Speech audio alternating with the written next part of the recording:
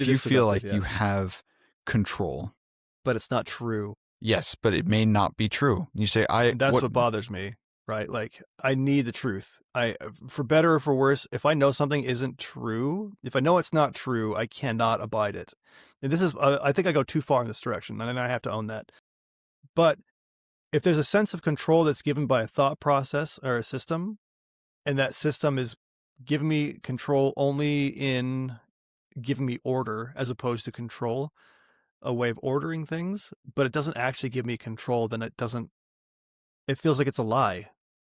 And I think there's a difference between a false sense of security and a lie, but I do think that Stoicism for me veers more towards the lie because it's based on the idea that I can control this.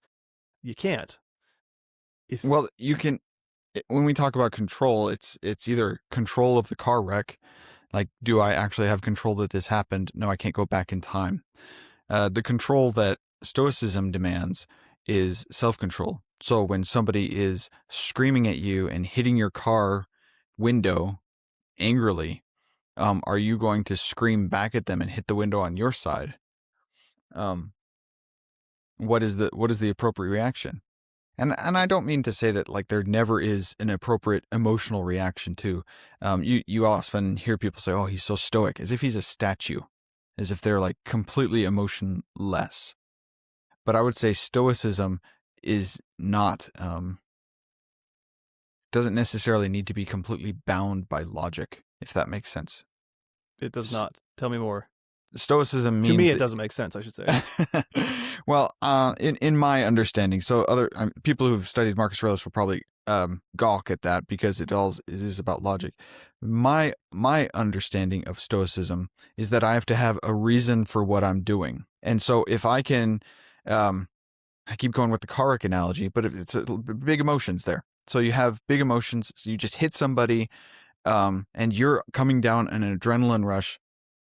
It would be acceptable to me to wear my emotions on my sleeve. It would not be acceptable to me to stay in my car shaking when I can see that someone is hurt. That would not be acceptable to me, even though I am terrified.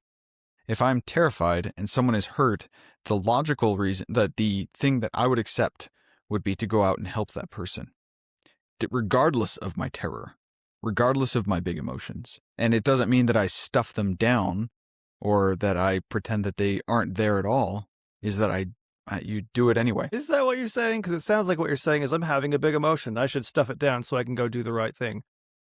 No, there is no courage without fear. It means Sure, I have to... Again, that implies there's a right and a wrong way to handle emotion. And the right way to handle terror is to shove it down. And I gotta own this, if there's somebody else who needs help. And what I'm not saying is don't be brave. Like if you're in a car wreck and you're super scared and you see the other car is catching on fire and you have the wherewithal to get the other person out of the car before it explodes into flames, please, by all means, right? Absolutely. And realistically, that's probably not going to happen. And where do we get the limitations around the right and the wrong response to the situation? Where do we get the right and the wrong limitations around how we interact with it? How big the emotion is supposed to get before it gets too big? How is it supposed to get?